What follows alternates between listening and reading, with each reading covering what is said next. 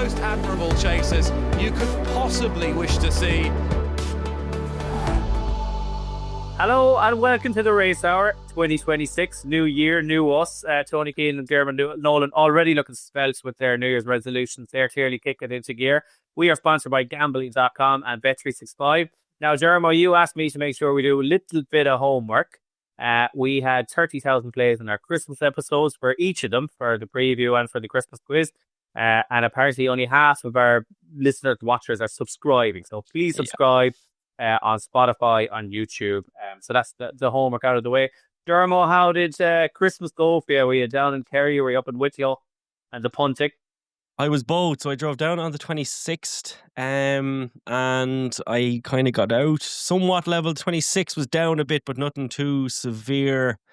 And then rolled into the 27th and I had back soreness and I had the double running on to talk the talk. And I swear to God, after talk the talk came down, Cass, I'm down over Christmas, had a bad Christmas punting, but I'd say the sickness I felt after talk to talk came down spared me having any real go on the next 2 days because I was just, it was a real sucker punch altogether. I had a decent go at Solness, was delighted with that. Thought Sam Ewan gave him a peach. And then talk to talk, he had the race won, you know.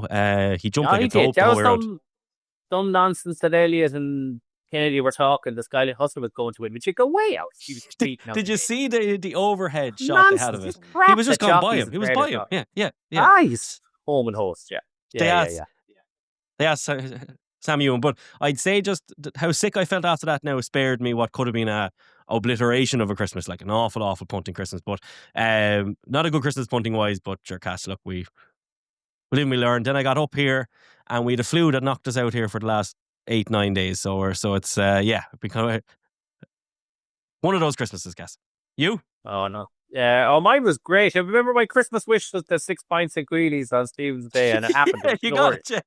That was absolutely glorious. So the father-in-law, we normally, because we were in Dungarvan that morning, we normally go to Rosslea, Tony, you know, at the pub in there on Stephen's Day. So we went into Greeley's, obligatory mention of Greeley's on the podcast. And I had 6 pints, and then I had a bad draw after. Now I was like a jockey having to ride twice in one day. So the brother-in-law then arrived down from Monaghan, and he didn't trust the old fire stick to watch the Man United match. So we go back into the pub about 3 hours later after the 6 pints and victory. And you know the way you'd be nearly having a hangover kicking in. So the evening wasn't as good, but the daytime very enjoyable. And I actually backed just to feel alive, I had a few quid on the jukebox. Man, I didn't have a strong opinion on the race, but as you know, I love the horse. So I kind of had my biggest bet as a Christmas on him, kind of for the crack, gamble responsibly. That landed, so that was great fun. Some performance, wasn't it? I was sure it was brilliant. Like, we'll get into that now in a minute, but it was absolutely brilliant race. Tony, how about you? How was your luck? Great, good, yeah. Got a few quid of Torless the Saturday before. That was ahead. I got loads wrong at Christmas, but I got 2 big price horses right, which just makes a difference really. Back to Elliot's winner, the Juvenile Hurdle. What was he called? Oh, Moon Top. Hardy Stuff. Oh, yeah. Sorry. Yeah, and look, I had a small bet on Offer Dale Fury kind of like a week before the race. I mean, surprise. So, yeah, that was good. Look, aside from me punting, are you after kind of turning religious over Christmas or something there? Because it looks like you've got stained glass window behind you or something in the backdrop. What's going on there? Oh, they're see here. Can we see?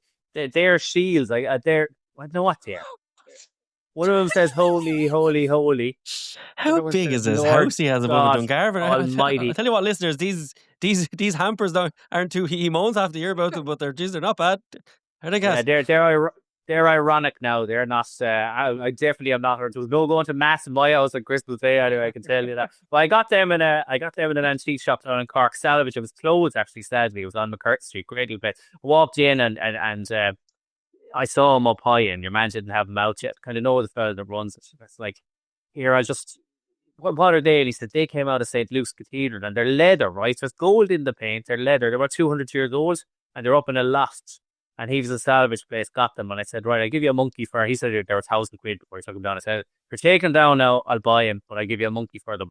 And I said, a monkey in my pocket. That's all I have. And he took us. So yeah, they're cool. There's something different anyway. They're cool. Nice, yeah. If I need to pray for a winner, Tony, that's where I'll turn to these, whatever they are. Absolutely. Stations of the cross or shields or whatever they are. Right, so the show today, we're going to say, Jeremy, you want us to break it into chasers first, because there's not going to be much racing on. So the next 3 weeks, we're going to do the chasers over Christmas this week, the open chasers. Next week, we're going to do all the novices, hurdlers and chasers. The week after, we're going to talk about hurdlers, the open hurdlers, right? So crack it in there, Jeremy. You were kind of going straight into the King George there, early doors, but what did you make of it as a spectacle? A lot of people saying, it's a pace-led race and giving out about it, that, it mightn't be one of the all-time great races. I thought it was absolutely fantastic. What about you? What do people want? This was an absolutely cracking race. As in, like, what? Honest to God, like, if you can't sit back and just enjoy a race like this and say, God, that was a great race. Like, what are we doing? Like I understand, but half the time, I think people knocking races like this are just trying to sound like the smartest person in the room. This was a fantastic race where generally we're lucky. We were all calling the John Durkin an absolute classic because Gaelic Warrior and Fact the File went at each other far out. It was a great race. This had 4 of them, as in 3 of them jumped the last together. I maintained that Django Boy got a poor ride and was unlucky on the day. But you could say that about any of the front 4. I just thought it was an absolutely brilliant race. I think there was a bit of criticism as well of Paul Townend for not kicking a bit sooner in Gaelic Warrior. I think Gaelic Warrior, he emerges as well with massive credit. I think he ran a tiny bit flat, and I think his engine kept him there. I thought Ben Jones gave the Jukebox Man an absolute peach. I think he was delivered superbly by a yard in Ben Pauling, who are getting everything right at the moment. They're just a superb yard. Then you've got the likes of Django Boy kind of flying home as well afterwards. This was an absolute cracking race. And it's just one of those things where, I don't know, I think if you have watched that race and you aren't massively enthused, I just don't know what you're kind of after in life and in horse racing and everything else. It was just an absolute cracker altogether.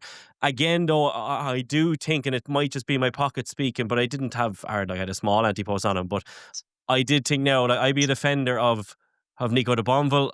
I think sometimes he gets a bit of a kind of a raw deal here. But I did think he kept him wide for a very strange reason. He never made his mind up when the horse did get going. I thought it looked like the Gold Cup horse of the front 4. And even the Racehour Bowen gave the Banbridge. Cass, this was just an absolute cracker. If I was taking one out of it, though, for the Gold Cup, it would be Django Bay. But is that pocket talking, do you think? Because you'd be a complete neutral now, because obviously I'm not sure the Jukebox Man now, he'd be a Gold Cup horse either, would he? No, I'll give my thoughts on a few bits of it. In terms of a race for the ages and all, do you know these people saying they crawl? Do you think they were halfway around, they're watching that going, geez, they're crawling here and they know what they're watching? Not in a million years, yeah. No. Do you know what they're like? They're like people watching the France-Argentina World Cup final. 3 all draw, greatest World Cup final of all time, giving out about the defendant. That's what they're like. It was an absolute classic. Like, couldn't have been better. 100%. Couldn't have been more exciting. Yeah. It was. I think it was the best race I've ever seen. Like, I just thought it was that good. Now that's a bit pocket talk as well, because when you back the winner, it helps. Obviously, you're a bit more excited. We walked out of Crow Park one year, Cass, and it was one of the classic games. Was Galway against Dublin. Michael Meehan kicked like 14 points, and Kerry got out there 21-19. They had the floodlights on at 4:00 in the day. It was raining so much during the summer. One of the best games of football I've ever watched. And I walked out and I heard this old man walk behind me going, God, the defenders are awful. And I was there going, what? Like, what are you in here to watch? Like, 21-19, lashing rain, unbelievable game. I don't know. Some people are just miserable, I think. That's kind of all it is, really. But to go into the horses, like there was 6 of them there jumping the second last. I thought Django Bay, I don't know what you wanted him to do there, because once he's trapped out wide there, he'd know where to go. Like, he couldn't get to the rail. He couldn't get touched to it no matter what. Do you know what I mean? So I don't think Nico could do anything there, and I'd be one to criticise Nico quickly. But I just thought he flattened out a little bit on the run as well, but nothing major. Could be the Gold Cup horse. He's not going to be a Queen Mother horse, which I hoped anyway. I thought Gaelic Warrior probably looked the Gold Cup horse in that he just kept plugging on at the one pace. Whereas what got Jukebox Man, he jumped better than Jukebox Man at the last, as to Django Boy and Banbridge.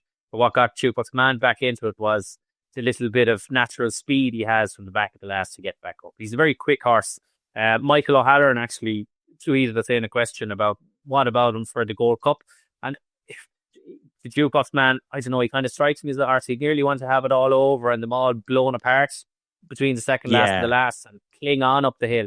I couldn't see him battling on up the hill to win it because he just looks too quick. Like if I think he devoured him in an Aintree Bowl. He devoured him. I think he devoured him. Yeah, in that. Yeah, he kind of he's more of a cue card, speedy. Silvinico Conti, he kind of looked to me now like the way he exuberant just, jump and stuff. Yeah.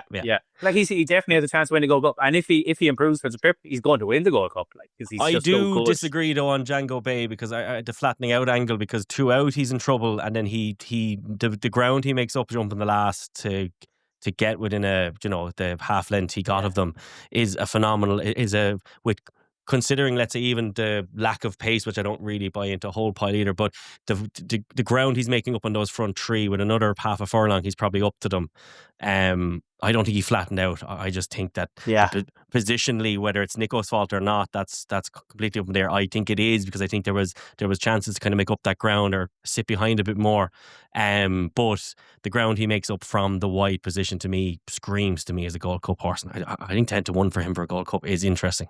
Definitely interesting. Yeah, but such a good looks Gold like Cup, there's so many that in it, Diarmuid. Oh, like I said on here a couple of times and was laughed at that. I think Gaelic Warrior's the best horse in train, and I think you're right. I think he ran a little bit flat, and the way the race was run didn't quite suit him. So I think a Gold Cup 3 mile 2 now. Yeah, and also Joseph O'Brien also comes out of it with loads of credit, because that's some training performance with Branbridge. I mean, Jesus, it was some run. Sean Bowen looked absolutely favorite horse. No, look, just absolute classic ass. Yeah. And Tony, you were probably watching Down Royal when that was on, were you? I think I saw the last 3. I think I saw the last 3 forums and haven't watched it back yet, to be honest, lads. Terrible, isn't it? Yeah. You're a great man, though. You're doing a service to the people of the UK and Ireland. Watching this stuff for us, Yeah. What do you think of it, Tony, though? Genuinely, like, in terms of the Gold Cup. I'm actually genuine. I watched the last 3 forums and I haven't watched it back since. I actually haven't seen it. Just watch the end of the race on the X replay or whatever. Yeah, fair play.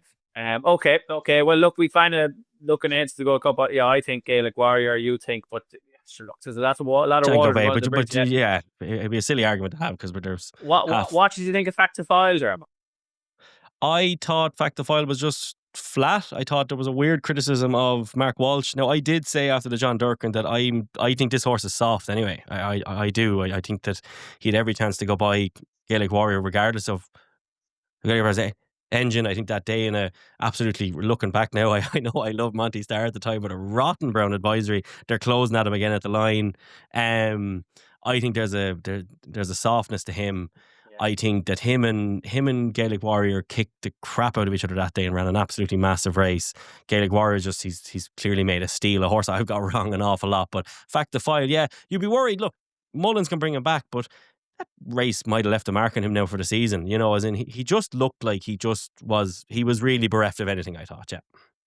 I thought he threw in the towel, and he did. He threw in the towel in the King George. He refused to go by nearly in the John Durkin, and he ran rotten his run before at Punchestown over 2 miles. So he's kind of three black marks in a row. Obviously, he only runs really well, in my opinion, when he gets it his own way in front and he can boss them. And he was brilliant. Like that Ryanair last season is one of the best Ryanair performances you'll see, but he gets it in front on his own. He's absolutely fine. Now, he took it up that day, but he very much had the Malcolm Denmark, Henry the Bromhead horse, Jungle Boogie. Yeah, he had him in front of him, so he was happy enough to kind of leave him there. But, I'm not convinced on him at all. I mean, I'd be keen enough now to take him on now. I really would. Yeah, so would I. We'll talk Ryanair more later, because we have a good question in from Andrew about it. Tony, the Gold Cup thing then, the Savills was an interesting race. I mean, I know the way you're thinking first, as the reigning Gold Cup champion, a lot of people seem surprised at the drift there, but geez, he ran so bad the Durkin. It wasn't that surprising to me that he drifted anyway, you know what I mean? It's hard to know what weight and money could do that. If Nolan is backing him and Nolan is fancying him, it wouldn't take much to go from 2s down to 6s or 7s or whatever. I don't know. I suppose you argue that the 2s was maybe a bit of a false price. I think I asked you about him during the week, like, and you're kind of saying, like, what were you doing, throwing your hands up and didn't know what to say about him? Like, is he going to be another Lang or Dan here, like public enemy #1 horse that everyone wants to see beat? Like, or do you just kind of do you trust the perception of deception and just back him? It's so hard to work out. So hard to work out. Like he was geared around the Kim Muir in that novice season, and again the Gold Cup last season. He never ran as bad as either of the last two races in any of those seasons. Like I don't think the furthest he was beaten in the novice chase season or the second season was like 30 lengths. I was being beaten 50 plus lengths twice this season. Yeah. And yet, you know what? He's jumped terrible. He's never going a yard at Leopardstown, and he's actually still there on the back of them 3 out. So, lads, I absolutely hate trying to figure this crowd out. I absolutely hate it. I just don't know what to say. I know what you're thinking. I don't know what you're thinking. I haven't got a bloody clue what you're thinking, lads. So I don't know. What do you think of them? Like, I prefer to focus on the couple of horses that have actually run the form here to actually feel a kind of a somewhat concrete opinion on. But what did you make of that? I loved this horse from very early on. As in, I backed him over hurdles that day. He beat you like the other lad. He beat Imagine at Cork, remember, over hurdles very early on. And I put him up on this show and said that I just thought he was very, very good in his novice chase season. I think he got nearly accidentally handicapped that season because he was trying the first day. I'm convinced of it. And he got beaten by a Mullins horse. There were four at a minute, and they were all close enough coming 2 out. He ran very well in that grade 1 at Limerick, if I'm right, that Christmas as well. Yeah. And then ended up in kind of a novice race after having a quiet day, and then was punted off the boards at Leopardstown at the DRF and a handicap there. And he didn't fall. Percival de Galway fell at the last, but he'd hit a few, and then ended up in and then he ended up in a mark of 145, and he obviously ran away with the Kim Muir. We all punted him that day on the panel for the Racehour. Last season then, again, if I'm right now, he was not that soft in the market into John Durkin and just jumped deplorably. Keith Donoghue then, and they seemed to make their mind up to school him effectively, but to build up his confidence again. And he ended up running his best race by a mile at the Irish Gold Cup, and just he kept improving. The one thing that I won't knock is that I always do think, Farley has a question like this as well anyway, that I do think that the colours do tilt our head a little bit when it comes to horses of them. We think they're all at something. I think with him, I think it could be very possible that he's just gone at the game completely. And the other one is that the John Durkin, he was terrible. A good few of them were that day, and he jumped terribly here. But this is a horse with a really scratchy jumping record. Even that day in the Kim Muir, if you watch that Kim Muir, he was rotten that day in the Kim Muir. Rotten jumping that day as well in the Kim Muir. Brutal jumping. And I don't know. I would be. I think it's a hard yard to work out. It's a hard owner to work out. So all of that is there. But I think there could be a little bit of genuineness here in that this horse isn't. He could just be. He had his Billy Barry moment and jumped really well that day, and he just mightn't have it again in him. Like, that might just be it. Literally. He's a walk in the park as well, and you know my theory on them sort of flattening out, or You've never mentioned that before, Cass. What's that? He's shown loads of kinks in the past, So, well, with Tony, the point I was making to you was you just have to bet without him. Not that I was writing them off. Like, of course he can go and win. You're pricing her up on. It's a double of A, that's what they've been at all the time, or B, he comes right at the day. So I don't know. But you were saying just beforehand is a good point. Like, historically or recent history anyway, Galloping Champs is exceptionless and one or two other ones, but a lot of horses to turn up and produce these 10 performances, £10 better than anything they've done before in the Gold Cup, do fall off the radar afterwards. I think have you listed them there, Stephen? Have you? I have. Look, we were going to do Farley's question. We got loads of listeners. I actually love the listeners' questions. They're the best bit about the show, if you ask me. So we'd one from Farley. We'll do this now rather than the listener questions section. I thought he asked, let me try and get up the exacts, because he worded it better than I did on my little bit of paper. So Farley, I know the way you're thinking, Silks playing into people's perspective of the horse. The betting would indicate he didn't run his merits over Christmas, but perhaps the Gold Cup simply asked too much of him. It wouldn't be the first time a Gold Cup has asked too much of a horse.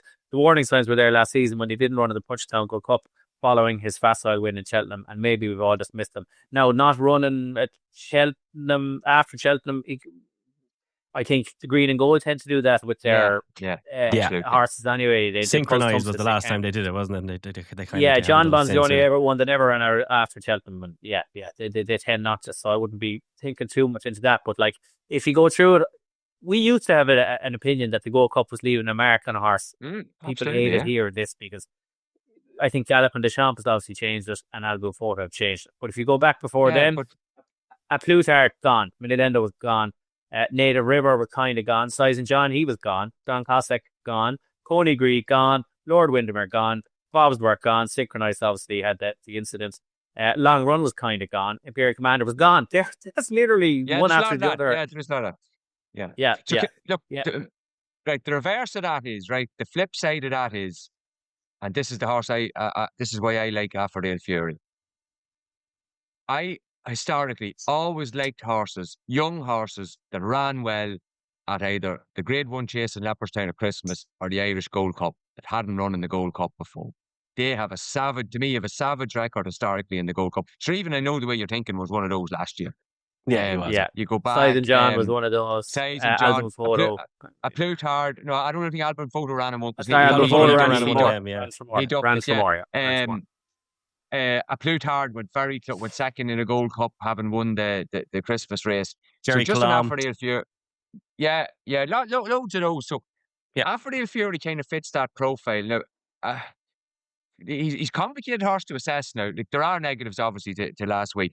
I think the first negative is to his chances going forward. He went round the outside. And going round the outside at Leopardstown Chase Track just seems to be the golden highway at the minute. Any jockey who's any sense wants to be out there, and Affordale Fury did go out there. Now, the thing about the natural progression, he was the youngest horse in the field there on the 28th with the least experience because what did he have in his first 2 seasons over fences? He had 3 runs. Now, I know he was very fit, but he's improved 5 to 7 pounds each start this season. And who's he's not going to kind of go and improve again here because he's the one that is the profile of the horse that's improved. Now, you can say he got a soft lead last week, but he looks to me like a horse doesn't want to lead. To me, he's crying out for a horse to kind of jump in front of him. I absolutely love what he did after 2 out. When Gallup and Deschamps passed him, he just says, "Oh, lovely stuff. Here we go again. Like, I'm just going to come back on the bridle here." Yeah. And to be honest with you, I thought the race was over jumping the last. He was winning it because he mastered Gallup and Deschamps again. Love that.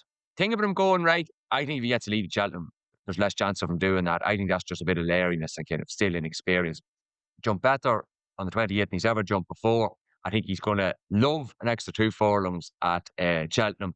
And if he got soft ground, that'd be even an absolute Brucey bonus. So I was I mad to back him after the race? No. But then I saw, he's actually 20 to 1, and I started thinking about it. So I had a very small few quid in him at 20s for the Gold Cup. Allowing that maybe the outside bias flatter him, but I think there's a lot of other positives in his corner. And I actually can't believe the way you're thinking still 6 to 1, to be honest. Like, I think that's a crazy price. Ignoring. Mental. I think that's mad. He's a little bit mad. He wouldn't want to be laying 12s either now. No, but he should be 10 or so. Yeah. So it's just there's just enough in it. There's enough progressive young horses. You have enough horses running for you, yeah. Definitely. Yeah. Definitely. So he's the right hand thing though, Tony. I can't think of a horse jumping that violently right. You know, like Gaelic Warrior shifts right. Like, he was running down fences going right, I thought. And you get away with that at Leopardstown because it's Gaelic straight, Warrior straight, jumps right. straight. He doesn't just shift right. Do you know Gaelic what? Warrior It's goes actually, right. It might be an advantage to do it at Leopardstown the way the chase track is at the minute. Going left at Leopardstown might actually be a disaster. We'll come to that with Magsborough. Of the rest of them, again, the horse that ran bad in the John Dorkin actually come out, a lot of them ran okay. Like Lecky Watson ran better. What do you call him? Grinchlow West ran a hell of a lot better. I am actually ran an awful lot better. Fast or slow, I thought he had every chance now. You know, I don't think there was an awful lot of excuses for him. Gallup and Deschamps has run a really good race, but you know, I don't know how. I personally could not back a 10-year-old for the Gold Cup. Brilliant and all, though he is. I'd just much rather be with something younger at this stage of the game. Yeah. Well, it was a good race actually. It's a good Gold Cup. I mean, this is the most exciting Gold Cup market. I hope they all get there and the Irish Gold Cup brings them. Is he going to go to the Irish Gold Cup after the Fury? He probably will. Trainer said he will. I would prefer if he didn't myself. Yeah, I think he's at 4 runs. Freshen him up. Just go to Cheltenham. Let the others have a bit of a battle there at the end of January, start of February, and away you go. Isn't it brilliant to see Nolan Mead? I love Nolan Mead. He's one of the best nicest men you'd ever meet. Man. And his horses always look, him and Dermot Wells, you pick their horses out in the ring anytime. They always look the best of any horses in training. But apart from that, he's good crack, and he's a top man, Nolan Mead. So that's great to see. him with another belter of a horse. Okay, so that's the Gold Cup. The Queen Mother, Dermo, we had that race, Solness, Marine National, Madgeborough. Excuse me. You've already kind of started giving out about Madgeborough there earlier on in the show or before we started chatting. So I actually thought he'd go and win the race if he got the gap. But it was so we've definitely different views here. I think he was going to win that race, Honeyford. He was squeezed out, as Johnny Deneen would say. Squashed it. Squaws, yeah. He was squeezed out of it. I couldn't disagree more. I think the gap was there to take. He opted out of it. I think he has absolutely zero intelligence when it comes to fiddling a fence. He can't do it at all. He goes left at them. When he meets a fence right, he jumps them fine. His issue is that when he's getting in any way tight, he's not intelligent enough to sort his feet out over 2 miles. He goes too left, and then at some fences, he wanders across it the opposite way. Mark Walsh presented that gap to him. He had plenty of time to go through it. He decided he wasn't going through that fence, in my opinion. And then at the end, all of this talk about that he would have won had he got the gap. At the end, he's not making up ground on the front two. Sure, he set up with him though.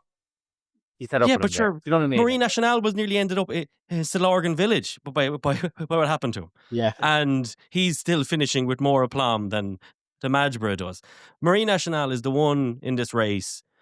Solness runs an absolute blinder. Again, Joseph O'Brien's yard, him and Brendan Powell, they're delivered most of their horses over Christmas. Even that Prairie Dancer, whatever his name is, he ran an absolute screamer and a handicap there and everything. All of their horses ran absolute screamers.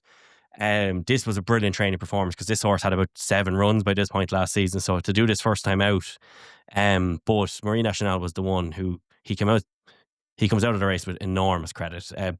Barry O'Connell, I loved his interview as well during the week on Nick Luck show, where he was basically giving the fingers up to all the other horses. And Hilate Thomas, I love that stuff. Racing needs more of it. We need more of him and Paul Nichols and all these other trainers and giving the big one. But I think you'd need your head examined to back Madgeborough for a champion chase. We have an awful lot of evidence now that this horse is not a 2-miler. In the Arkle last season, same course, same distance this year. He tried to take him on from the front. The horse hated every minute of it. Hit the fences all wrong. Stayed on in the end. The Arkle, as far as 2 miles form, is smelly. That's what that is now. And then after that, then you're looking after here. Then I just think the front two from last season for the champion chase. I think that's all we learned over Christmas. That I don't think any other horse is getting up to the level that Marine National has set. Had that really bad error, the horse stopped and went really far right. It was an awful mistake. And Marine National still nearly won this race. I think Barry O'Connell has put a bit of toughness in him as well, because this horse looked like he was shirking his job. I think my big takeaway from Christmas was Madgeborough. He barked his way up the run in there at Leopardstown, and if you'd really would want to be checking your head now to be backing him over 2 miles, in my opinion. Okay. Well, I'm not sure I agree. I obviously need edge ball, not sure I agree that it wouldn't have won if he got through there. Now, Marine National, Tony, what happened with that jump? Have you any take on it? Because all I hear is he made a mistake, but sure, he didn't make a mistake. And Sean Flanagan, because he's ahead to ball. Like, that horse just veered right out of nowhere. It wasn't a mistake. He jumped it fine. No, and no one's talking about it. Everyone's saying, no, he made a mistake, and Sean Flanagan was trying to correct him. That's not what happened. And then he proceeded to jump brilliantly for the rest of the race. Yeah. Like that. Straight away, he started jumping fine. Very strange. Yeah. He is ahead the ball of a horse now. There's... Jesus, churlish. It's absolutely churlish for me to slag him off. I think the trainer's done an absolutely brilliant job for him. Oh, he has. It doesn't mean there's no quirk in the horse, though. Yes, absolutely. And to be fair, the trainer has put it up to Mullins. He's won plenty with his quirks, though, compared to the likes of Madgeborough. All of these. Yeah, I don't know do I trust Marine National either.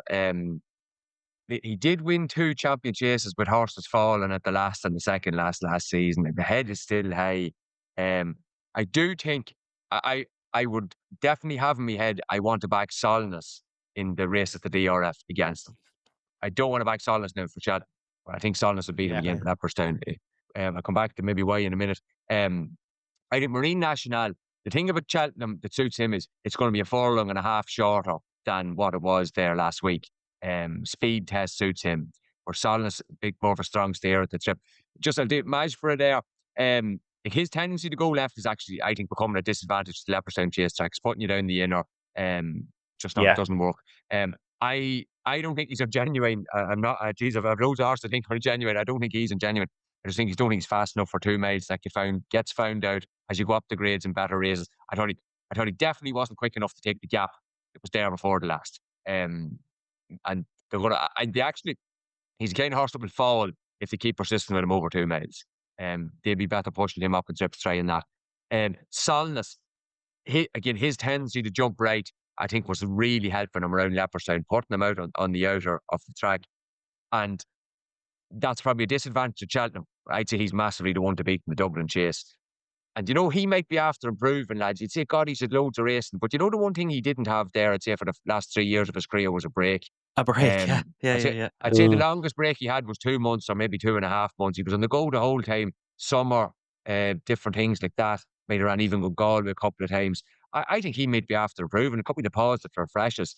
And he's better over that kind of stiff 2 miles than maybe Marine National is. So I'd be thinking now if Marine National is put in favour ahead of him for the Dublin chase, I'd like to back him as long as the ground doesn't turn up really soft, because that'll kind of suit neither of them. You mentioned Quilixios there, Jim. I'd just like to see a bit of an old positive update, because I think there was a setback that ruled him out of Christmas. So but yeah, I would have massive respect for him. But yeah, this was a brilliant race now, because you had 4 real informed horses coming into it, and the left found the 50 behind at the second last, and the 3 of them proper race, fought it out from there. Plenty to take from it, and superb spin from old Sam Ewing as well. He's very good, isn't he, Sam Ewing? This was a peach of a ride, I thought. Like, I know he's a fairly straightforward ride, and that you're just pointing and going, but still, he managed to get the air in his lungs, 3 out, and it's just he's a brilliant jockey. Gordon Elliott has some stable in down there. He's 4 top class jockeys down there. Like, yeah. Dermo, you made one comment there about the Arkle's form being stayed from last year. What's your angle there? Well, like Django Bezos there, an out and out 3 miler, Gold Cup 3 mile 2 horse. What's wrong with only by night? She was murdered. Now she was murdered by Marine National. She beat Cham Kiley, and Cham Kiley didn't. Cham Kiley was beaten out of the way by Hardwood next time out. You'll have to give her another chance, I think, because you can't. And then you've got the other lad, the skeleton horse. What's his name again? Proper horse. Yeah, Lloyd is still sure he won. But how do we know he's a proper horse? He won a Schlor chase and then was kicked out of the way next time. Granted, you can say he was unfit, but for the Schlor chase, he beat John Bon, who hates Cheltenham. Sure, we've no idea how good he is. I think that Arkle is. I don't think that Arkle's up to anything at all. As far as 2 mile form goes. One other thing, lads, that Mullins now he did that was I thought fairly queer. I actually just what you remind me there is Champ Kelly. Why did he? It is not like him to run Majborough back there after Cork. That was very soon by his standards now. Ruby said on the road to Cheltenham the week after Cork, and it came up about him going to Christmas, and Ruby basically said, "Oh, he won't run it. He won't run at Christmas." Yeah, that's what I was saying to you. There must be betting. Do you know another horse? He did the same with a horse in a maiden hurdle. This horse ran really well. The same card, Danny Donadoni, and he pitched up in the maiden hurdle on the 29th. Oh, he was fancy now. What 3-1 shot? Ran terrible, or didn't improve at all.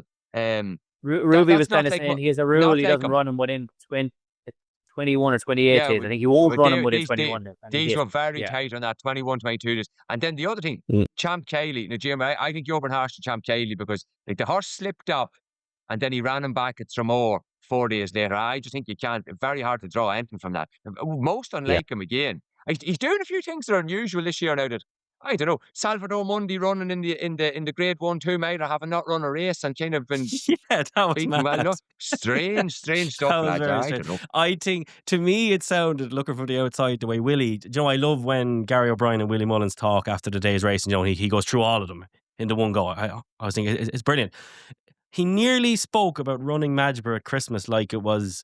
You talk about your child making him go to school the next day. As in, after his behaviour now, he'll go in now and he'll do that. It was almost like, because Willie was really downhearted after Cork and he was beaten by Found of 50. And he basically said, he'll run at Christmas. It was almost like, he'll have to get his act together now, so we'll have to run him again. It was nearly like that.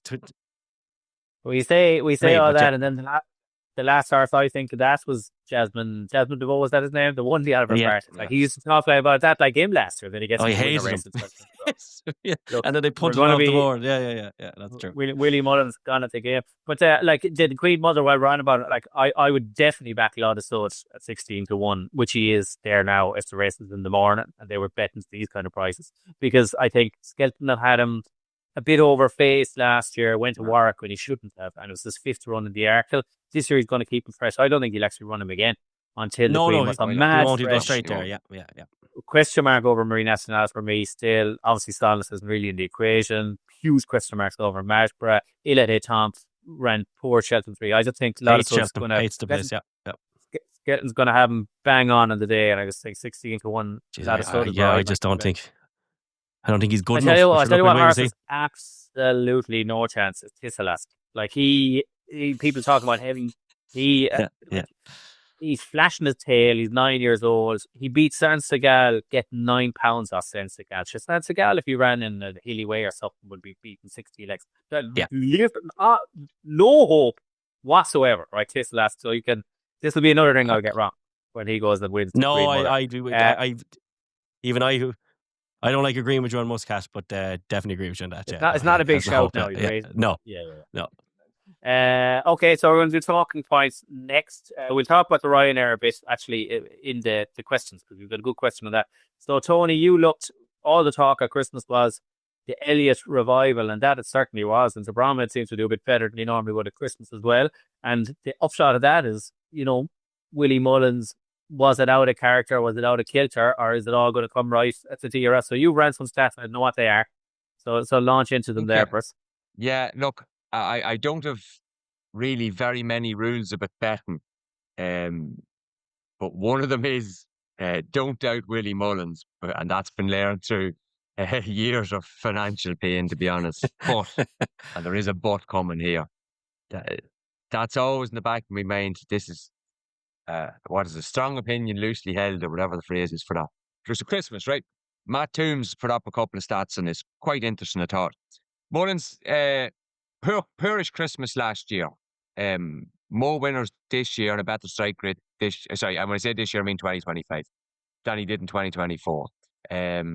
So comparing to the previous Christmas year, yeah, that's okay. And we saw how last season turned out. 2 championships, obviously brilliant. Now, that said, nothing like the Christmases he would have had in like 2023, 2022, 2021, would have been having 15, 16 winners. Last Christmas 7 winners, and then this year 9 winners. That's all fair enough. Smallest sample size, 4 days. That's only the Irish tracks. What I did do then and go and have a look at, what we started jump season proper to me is November into December, right? How is Mullins going in November and December, right? So I'll just give you the last 4 years prior to this one, what number of winners he's had in November and December. So 2021, 41, 2022, 48, 2023, 61, 2024, 46, and 2025, 32. So that's the lowest number. That's November now, not November and December. No, November and December. Irish November and runners December. only. Yeah. So 32, far and away his lowest number of winners in November and December in Ireland in the last 5 years. And you actually have to go back to 2010 to find a year as low as that, right? Strike rate in 2025, November and December, 16.7%. Again, I went back as far as I could on horse race space to 2008, 2009. He didn't have a year of a lower strike rate than 21%. So I would say the statistics are saying, yes, there is definitely a bit of a lull going on there with some of his horses. Now, what do we have? Is there anything else about that? I was expecting him to launch off some good novice hurdlers at Leopardstown at Christmas. He didn't win a maiden hurdle for the first time at Leopardstown since, what have we come back here to? 2012. And I thought... He won only one place, and yeah, and he had 2 seconds, Stephen, but let's be straight about the 2 seconds were run over. What do you call him? Leader Dahlia was kicked out of the way by Ballyfad, and Dr. Demonide was obviously a fortunate second with your man, the Kairos, whatever name is fallen. Yeah.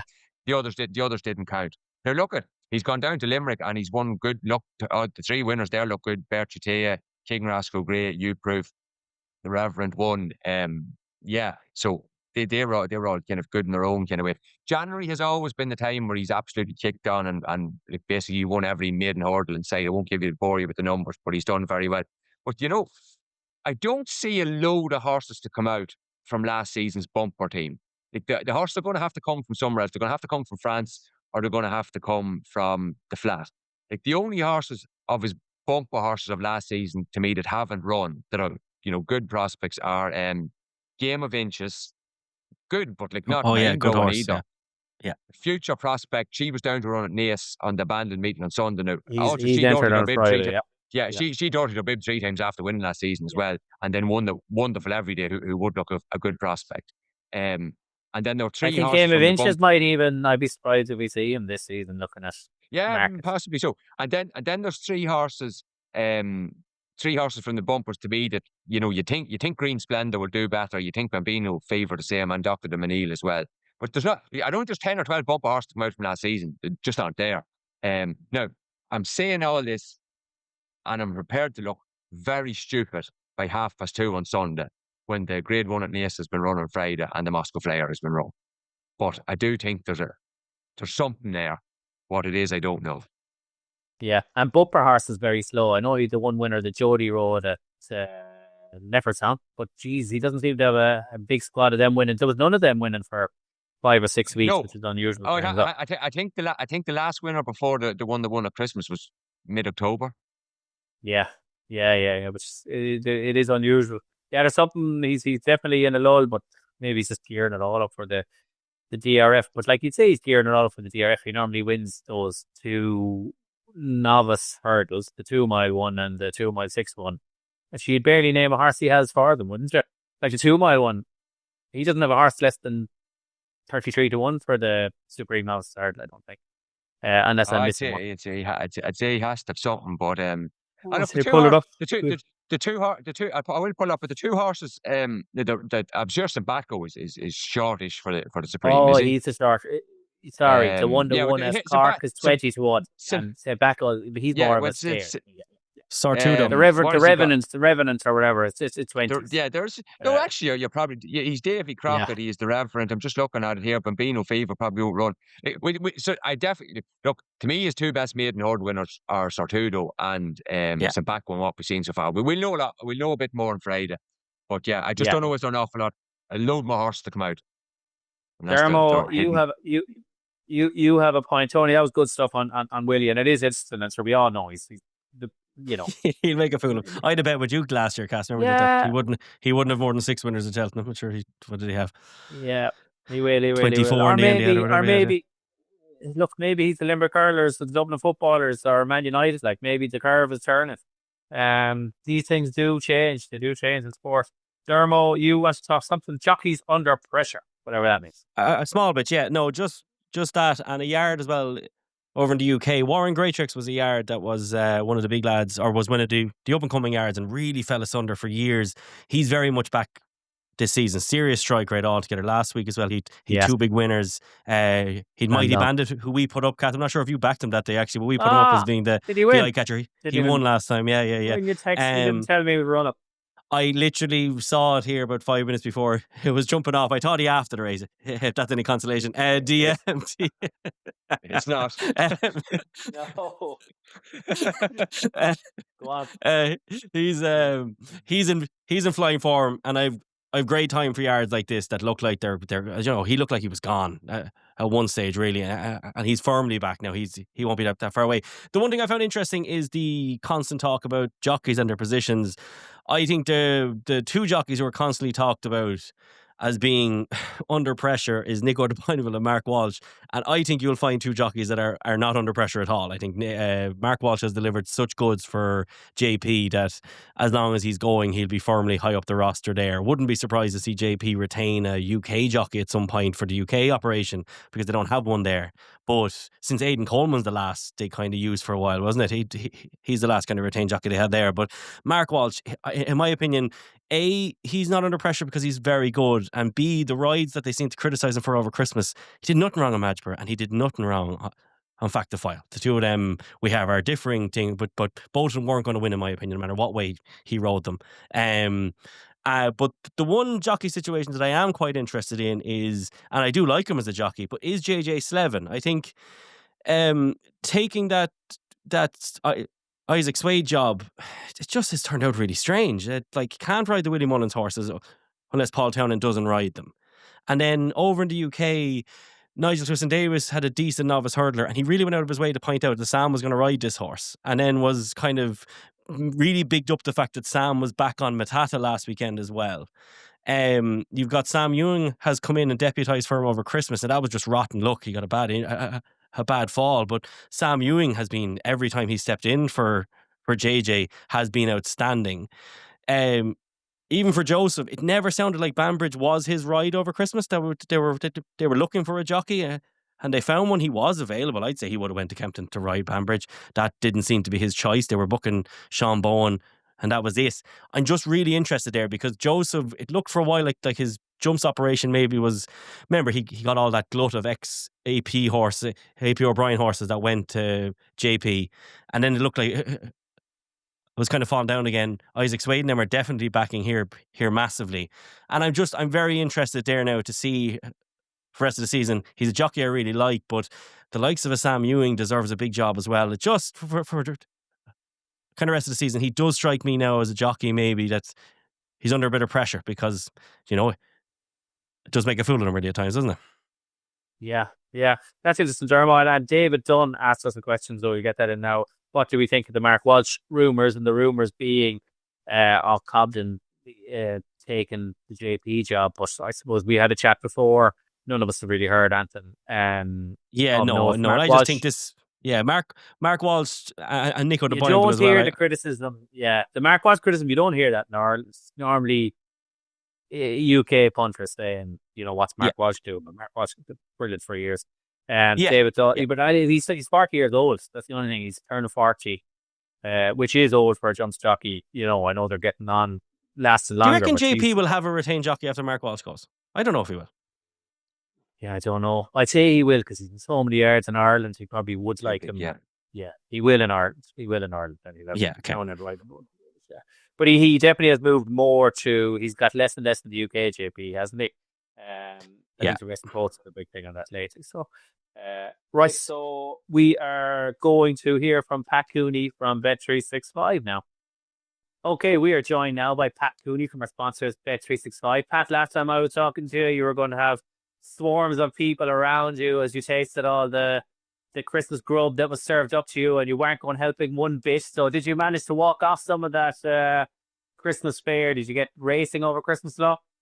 Yeah, I overdid the mince pies as per normal, but top of the New Year's resolutions was do plenty of walking. So I've honoured that so far, but I'm almost snowed in at the moment. So I think that might be a lame excuse for not doing it today. You might too join Johnny Dedeen. We can have a race, a 5-kilometre race, and he going doing the couch to 5K now in January. So before challenging yourself and Johnny, you can have a 5K race or something. How about that? Oh, I'll just tuck him behind and have him on the run in, no problem. And come here, did you get racing at all? Yeah, it was amazing, really. I went to the King George at Kempton on Boxing Day.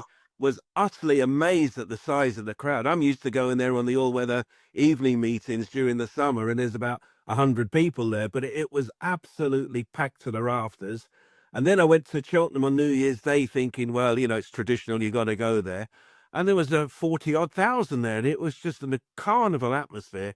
So, sometimes you get a bit despondent when you go to the races and you think, oh, not much of an atmosphere, but not a bit of it. I mean, there were 2 big days racing, but I think the crowds at the other meetings were up as well. So I don't think there was any Premier League football either days, which may have helped. But nevertheless, big numbers being posted. And I think on both days, certainly they were royally entertained with the quality of the racing. Yeah. All this talk about the numbers now, and the same at Leopardstown. There wasn't one mention of the weather, which was dry everywhere. So if you're, if it's lashed rain, it's going to be a completely different story. So we'll see. The only thing is, I think the vibes are good. The Cheltenham Festival numbers will be up this year, and certainly the competitiveness of the racing is going to help that. Pat, we're talking chasers today, so we're going to go 2 miles, 2.5, 3 miles. We go in reverse order though, because you were at Kempton for the King George. And you did fancy the jukebox man, so you must have been a very, very happy man on Boxing Day. when he crossed the line in front. Yeah, he only won by a nose, but what a thrilling finish that was. And I thought the roof was going to come off jumping the last as well. But I was in a minority. I thought he'd won quite handily initially. Admittedly, I didn't have the best view in the world, but I was amazed when it was a nose and a nose. But he did well, and you know, it was good to have Harry Redknapp, who loves his race and genuinely adores his racing, have the winner. So you know, it took it to a wider audience. So you know, when you land on the 7-1 winner as well, that makes it easier. But it was a tremendous race, and you know, Banbridge came out of the race with a great deal of credit as well, I thought, and a few people were backing him each way. So yeah, it was a race where Factor File, I suppose, was the disappointment, but all the others turned up. Gaelic Warrior ran his race, Django by likewise, but you know, if they ran the race again, who would win? I'm not so sure. Yeah, and between that and the Savage Chase, I mean, Galloping the Champ ran a good race. I know the way you think, and ran rotten. We obviously have big implications for the Gold Cup market. How's the market looking now? Affordale's Fury, of course, will have got his nose into the equation as well. What is the bet? I couldn't even tell you. I know it's about 6-7 to 1 the field, Pat, is it? Yeah, it's 6 feature 2 at the moment, Galloping the Champ, and I know the way you're thinking. Honestly, I find it hard to see. I know your way you're thinking at 6-1. I mean, it wasn't just at Christmas he was poor. There wasn't much to like about his reappearance either. So you know, he's got 2 zeros by his name, and if he doesn't run well at the Dublin Festival, I don't know what sort of a chance he'd have in the Gold Cup. But you know, he's the reigning champion. You have to honour him, but. You know, I find it hard to fancy him on what he's done so far. You've got Haiti Kalor, he's there at 14-1. Welsh National. It's still a jump to go from a handicap, you know, to the graded races. So it's just an interesting market. Django Bayer has been the mover since Kempton. We were 10-1 immediately after the race, and he's now 7. So it's just that type of a race. You know, we've got many jump fans in the office. You ask 10 people, you get 10 different selections for the race. Yeah. So as things stand at the moment with 6 to field. And what I would say for anyone thinking of having a bet, okay, you might back the DRF winner at Leopardstown, but I could see there being 15 or 16 runners in the race on the day, and firms are bound to go first 4 places. So unless you're taking a flyer and backing one at a fancy price, I wouldn't be in a rush to take a price, because you know, if you like your each way angles, I'm sure the Gold Cup will be 4 places on the day. Yeah, shaping up to be one of the best Gold Cups in a long, long time in terms of competitiveness. Anyway, that's for sure. And reverse order, Pat, has that had much impact on the Ryanair market? Because there's a lot of Gold Cup horses and Queen Mother Champion Chase horses in the Ryanair market. So there has to be a bet in there somewhere at a price, I would have thought. Yeah, and you're quite right. I was just looking at our prices. I mean, we've probably got 7 horses who aren't going to have the Ryanair as their target. So one of the horses that we're kind of penciling he would go for the race is Factor File. Now, as I say, he was disappointed at Kempton, but you know, he did run free. He pulled hard. Maybe they could abandon, you know, is he a 3-mile 2-horse round Cheltenham project and just say, well, the Ryanair's his race. It's just one of those races, isn't it? I think Banbridge might be interesting. We're 16-1 him. Yeah. He's not necessarily a Gold Cup horse, and he's not necessarily a champion chase horse. So were he to go at Cheltenham, I would imagine the Ryanair might be his target. But I know Connections was saying after the race, a flat track suits him better. So maybe wait for Aintree, and there's a big grade 1 there. So I'll be interested to see what happens with Banbridge. You know, just monitoring if there is any moves for him. But we've made Factor File by elimination, really, on the basis he's more likely to run in the race, which isn't really a solid reason for pricing a race up. But, you know, Factor File, I suppose that's going to be the race he'll go for now. Yeah, oh yeah, you'd imagine Factor File is nailed on for the Ryanair. But again, I think it's a fascinating betting race. We were talking about this earlier, and there's questions about it later as well from listeners. So we hear more about that in the questions section coming up. And reverse order, as we said, Magsborough, people were saying maybe should be going up to the Ryanair, but he had a bit of a ding dong with Marine Nationale, and that race will certainly have had implications for the Champion Chase market. Pat, what did you think of the race at Leopardstown? Were you blown away by Marine Nationale, disappointed at Magsborough? A little bit of both, really. As for the horse that won at Solness, well, that was probably his cup final, wasn't it? You wouldn't imagine he'd be winning.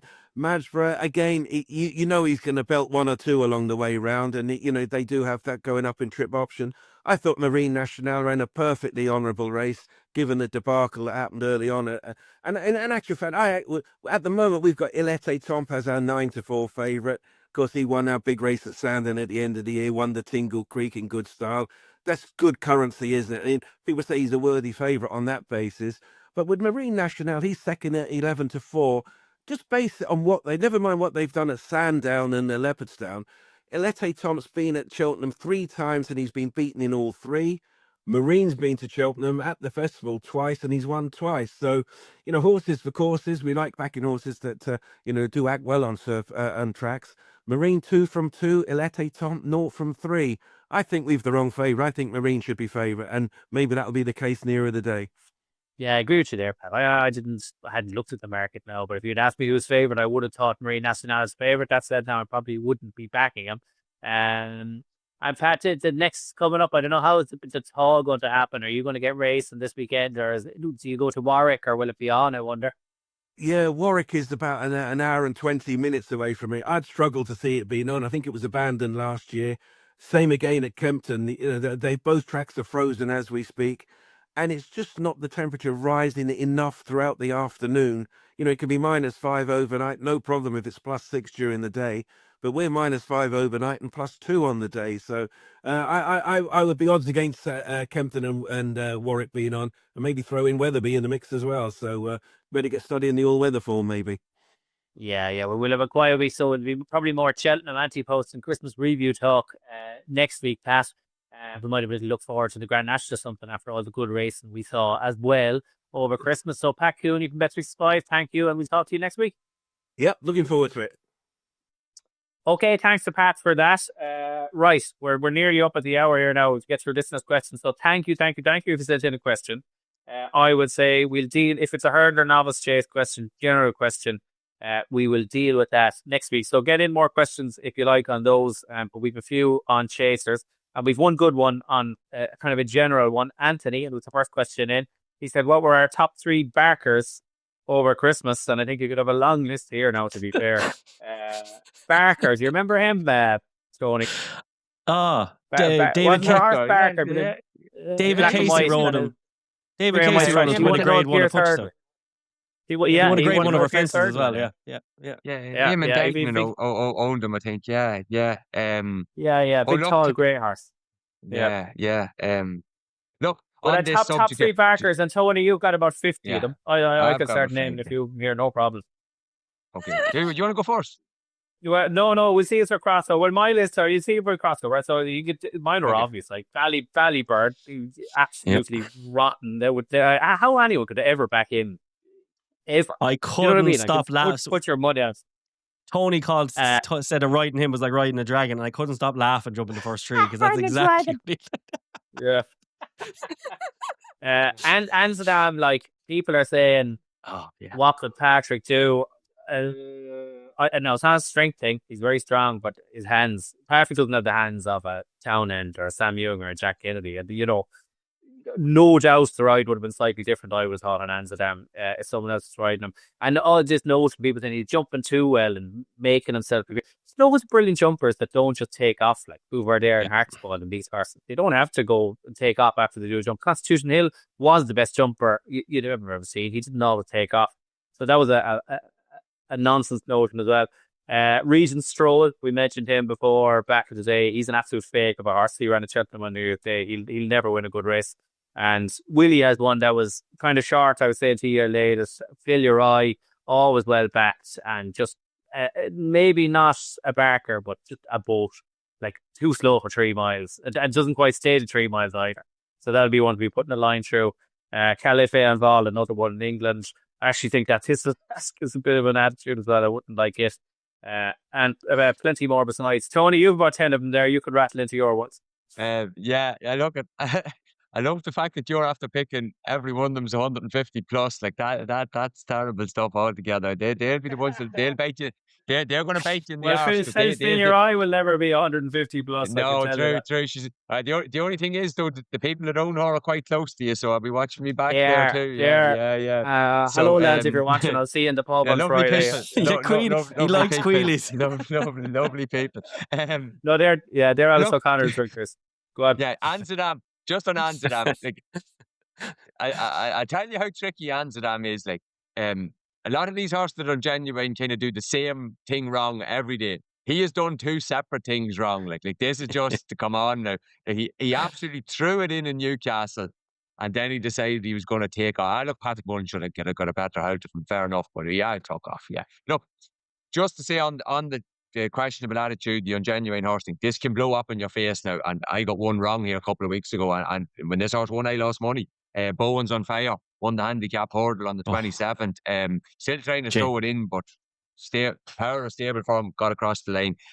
Right, tried to come up with 5 here that were kind of newish ones. Maybe people. So I think 1 or 2 people probably are aware, but newish ones. Otherwise, horse started off in a bumper there for Colin Murphy.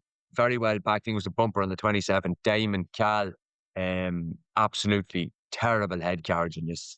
She will do well to win a race of any type. Yeah, man, didn't see a bad head carriage with him before, but he very, very weak finish in Limerick in the Munster National, and he's run in the Pertemps qualifier here on the 28th. I thought his head carriage was very, very wonky. Didn't like him at all.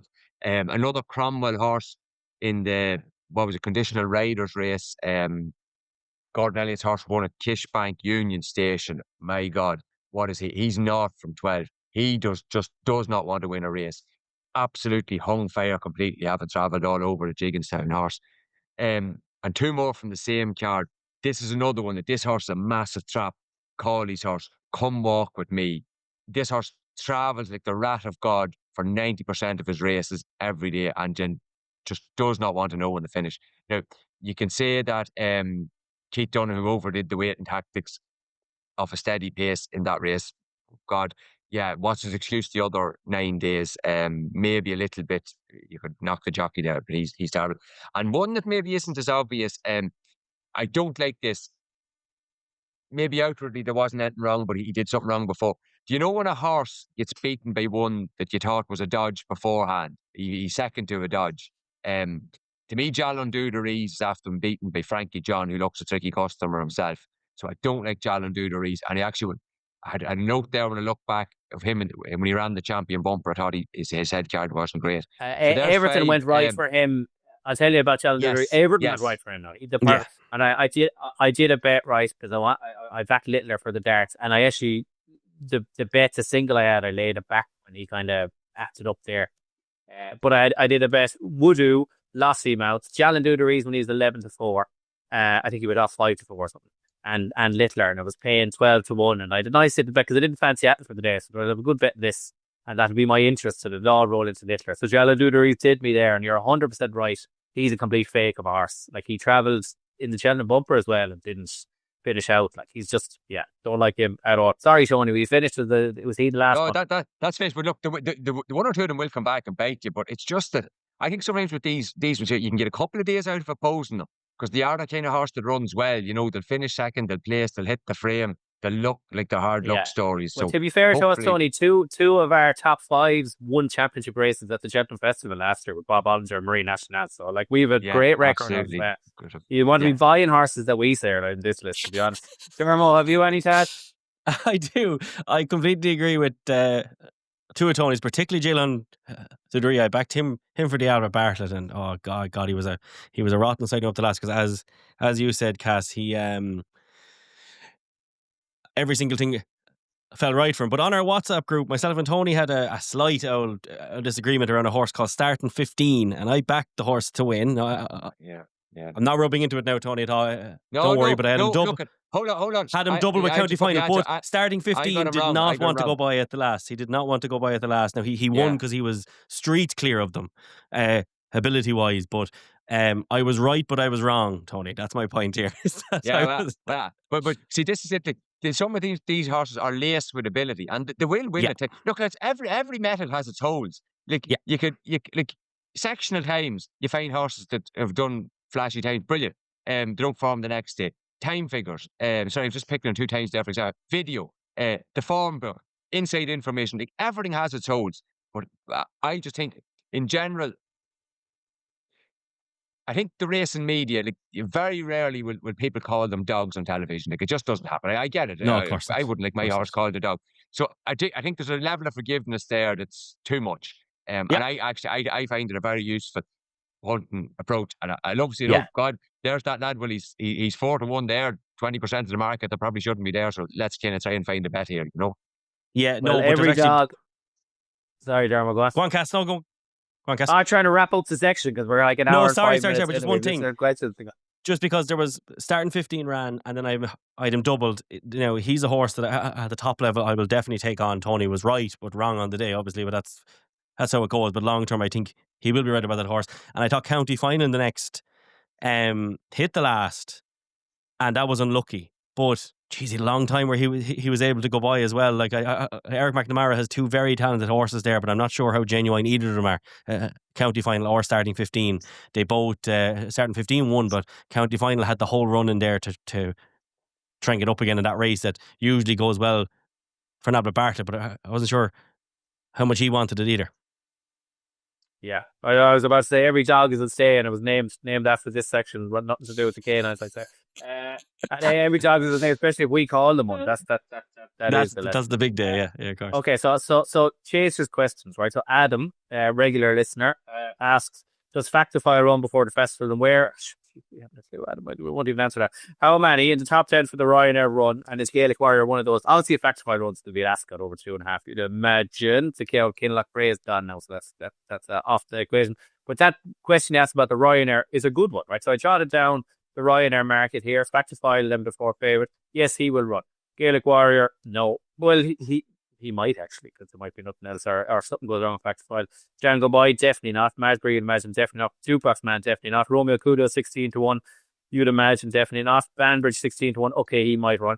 Affordale Fury, 16 to 1. Definitely not. John Bond, 20 to 1. Probably not. Harwood, 20 to 1. He will run. Great On, 25 to 1. Definitely not. Diner Blue, 25 to 1. Definitely not. Now, before you go into your one, Dermot, the one I thought that will run and actually ran bettering the King George, just beating 8 lengths, was Jello, who was coming there after 17-day break or something after Huntington. And early on in the King George, I thought Jello wasn't travelling a yard. Just looked like it was a race too much for him. And he actually got himself back into it because they're jumping the second last, only beating 8 lengths. I think 33 to 1 Jello. If we took Factifile of last year out of it, he'd have as good a chance as any of the rest of them there named. So I think Jello 33 to 1, given it's the only race he can go for, is a good bet in the Ryanair. But Dermo, you want to talk about one here. I think it's a very good point Adam makes, isn't it? It's a market ripe for a bet. Massive. And God, like, if you were training now with a horse of kind of some volition of ability, you will be tilting them here. But I thought Hartwood was really impressive in the Seville's chase. I like the fact that Dara O'Keefe was given umbrage as Henry de Bromhead said after the race. He kind of allowed him to alter tactics. I just thought having him that little bit more handier and to kick on, just thought it was a very smart performance. Another friend of the show, Il Atlantique, chased him home. But I still think it was smart. Last season, he came to this after a very similar prep. He 3 runs, break, ran a massive race behind Factifile. He was clear in second that day. Envy Allen in third. That horse, he goes for the Gold Cup as well. Envy Allen. So this does leave Hartwood here. I think Factifile might not be the same horse. Now, like, there's 9 lengths or something between them last season, but that was Factifile, had everything his own way. I think if Hartwood, it's not beyond the kind of realms of possibility that this horse has somewhat improved. As in last year, he was still running in novice races before Christmas last year. So there is that kind of opportunity here. Henry de Bromhead, he'll have him bang on. It could just end up being a substandard Ryanair, and at 16 to 1 with Bet365, there is 20 to 1 out there. I think Hartwood is a cracking bet. 20 to 1 here because he will run. He'll definitely run. That's nearly enough in this market, isn't it? Yeah. Would you back him each way? Sorry? Would you back him each way? Yeah, sorry, I'd back him each way Antepost, definitely, yeah. I wouldn't normally back each way Antepost, but I think with the likes of him, I definitely would, because he is rife to the likes of a Factifile turning up and performing to a proper grade 1 level. You are vulnerable there, but I have a feeling this year's Ryanair will not be at that level. Yeah, that depends on your side. I definitely back Jello win only because, like, 33 to 1, sure, what are you getting? It's a 2 to 1 winner or something if he plays. I've noticed that. I'd rather have 2 bets of 33s, hope he goes up 9 to 1 and you click a winner. That'd be more my style. Trivial Pursuits asks, could Factify go down and trip to Queen Mother? No. I don't know. I don't know. And he also asks, given how poor WPM, have any gone out to a good price now? So I'm not reading this question properly, I only jotted it down, but I think that's a good point. Like, there could be horses that ran in novice hurdles that didn't perform that could be getting out to a price. And one that I really like, Le Devant Enfant. Tony, you said his two best maiden hurdle winners were the two you mentioned. I thought his best maiden hurdle winner all year was Le Devant Enfant, and he was 9-4 favourite for the Grade 1 on the 27th. On the morning, and I thought it was a fair price. And Townend, he was Townend's pick. Normally that horse goes on and wins up to the DRF with a supreme favourite, and he went off 13th too, and he was about 9 on the machine or something.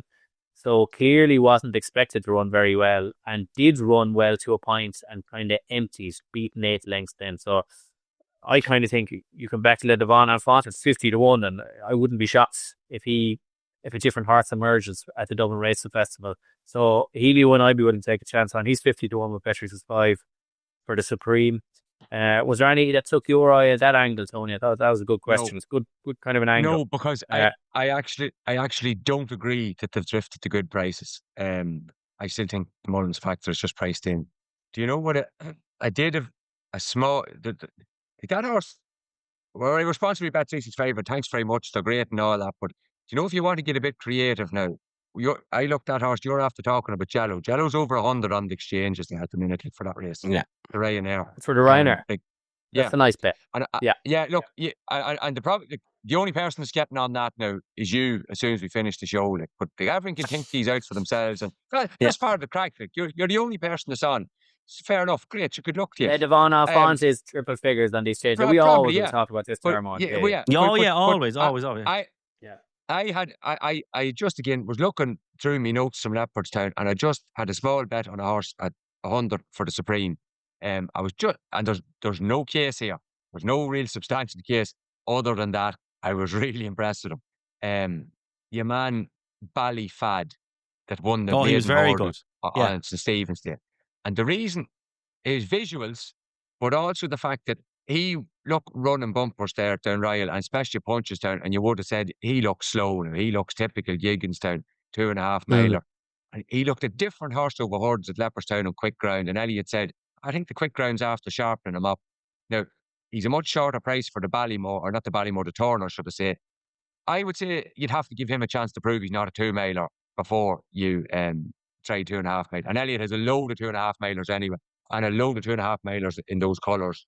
Nace coming up on Friday, and Road Exile with another one. Calypso Creek, Classical Creek, all these types. Calypso's Chance on Classical Creek. I just thought, but I think you know the type of year it is, lads. Loads of races where they're betting 5-6-1 the field that they wouldn't be. People, it's not. I definitely think now when you look back at the results from whatever it is, at the end of March or mid-March, and the Cheltenham Festival's over.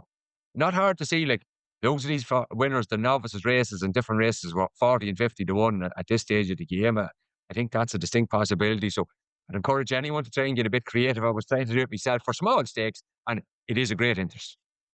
Yeah, Mark Foy's kind of asked a similar question. Could you definitively put a line through any of the WPM shorties or beat as regards DRF Spring Festival? So we're kind of covered that there with that.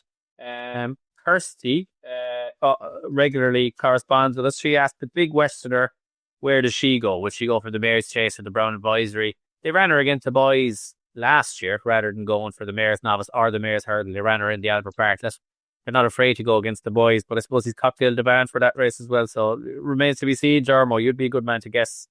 You're a bit of a big Westerner fanboy. What do you think? First of all, I thought this was a brilliant performance, and I think Mike O'Connor deserves massive praise. This was a super ride, but it was actually, God, the pressure on him. He hadn't rode a winner since October, so that was a big ride to come in for and boss it from the front like that. So he deserves a bit of a shout out for that. To be honest, if I was I nearly said if I was a betting man, for which is nonsense of a statement. Of course I am. Yeah. That's some statement. You'd back the Brown Advisory, wouldn't you? I'd back 100%. Henry the Bromhead.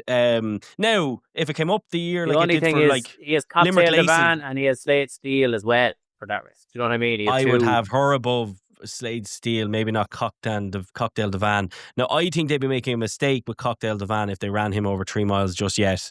I would be holding him back for the Powers Gold Cup or whatever that race is called now at Ferryhouse. Yeah. Willow Warm, sorry, yeah. I think Cocktail Devan over 2.5 miles from the front looked like he'd finally found his kind of optimum there. I think the Big Westerner, I think this will be purely ground. If it came up 2.5 miles, I could see them making the call that JP made with Limerick Lace that season. She'd be very good over 2.5 miles on that sort of ground. But I thought at Ferryhouse last year, 2.5 miles on quickish ground, she was found out really to be kind of not the quickest horse in the world. I do think with a bit of pace or with a softer ground, she could boss something like the mares. But at this moment, if I was a betting man, I would have a few quid on her running in the Brown Advisor. Okay, well, Donegal Quinn asked about Cocktail Devan when you go for Brown Advisory. Well, how would we rate him? We kind of touched on him there, and we talk more about the novices next week. Darren Leslie, he had given the shout for Romeo Coolio to run in the Ryanair. Not so daft now. No, definitely not. Still daft, yeah. Still daft, not happening. Well, yeah. We've done go about 5 years, like him forbid he'd run against another horse. But anyway, yeah. Yeah, but just because something should happen doesn't mean it will happen. It's not going to happen. Yes, I'd agree with that. Yeah. Michael O'Halloran, Jukebox Man, and Tony, that Kate, she wants you to say El Fabiolo. You can do that a couple of times as he can. El Fabiolo. No, literally just say it. I think it's El Fabiolo. Yeah, no problem. Yeah, well done. Yeah. We'll slip that up. Right, so that's kind of the questions done. All the other questions will be dealt with next week. Now, let's be quick here, right? The notebook horses and the bets. We're well over time. Yeah.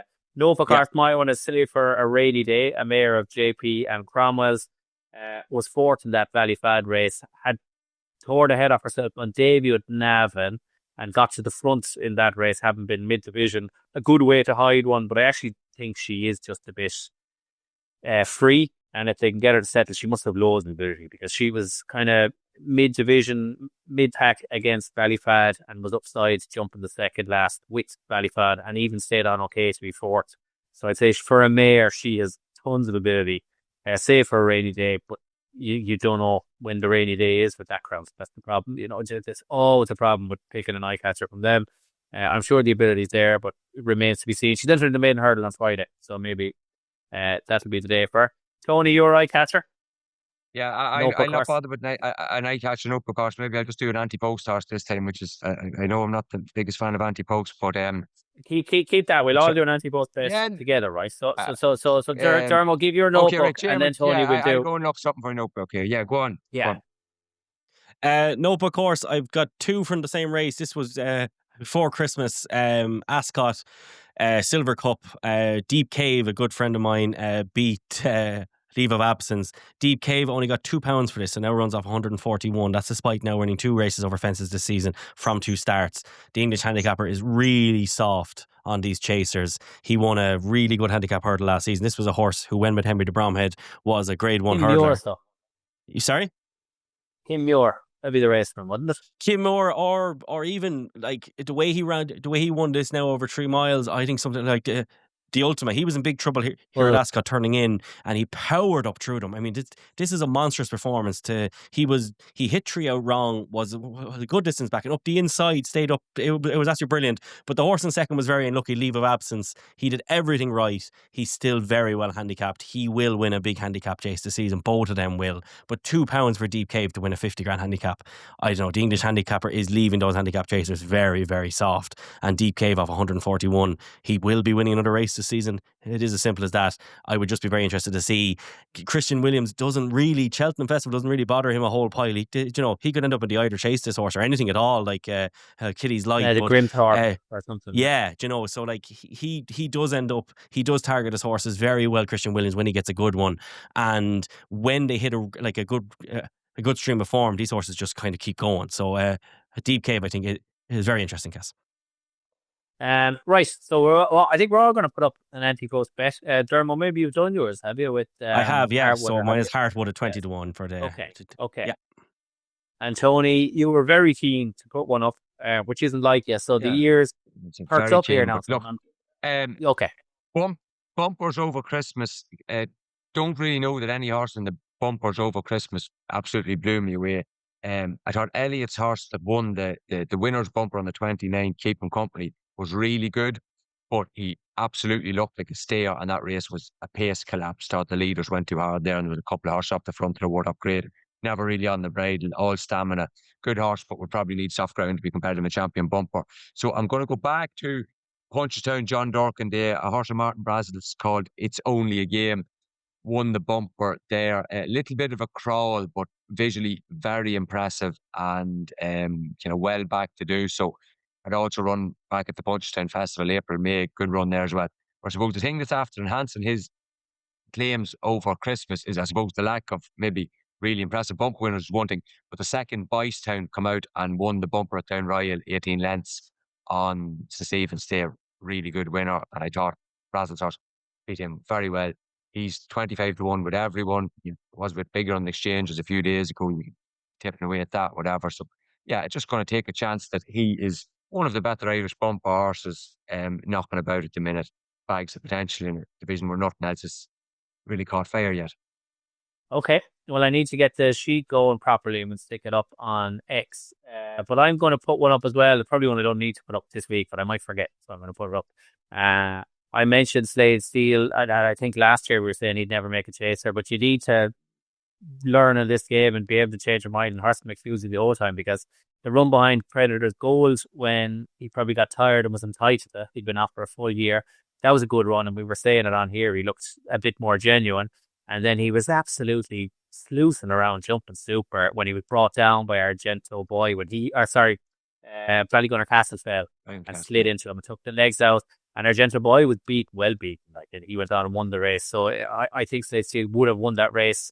I just think that the fact you run them over 3 miles, there's nowhere else for this horse to go, only for the Brown Advisory. He obviously is Cheltenham winning form. He's a classy animal. I think Final the Man, the hype train, is fully in motion with him, and he's short enough. Wouldn't be afraid of taking him on. And 50-1 Slade Steele, I just think he'll go and win a Big Air's Chase, and he will go and run in the Brown Advisory.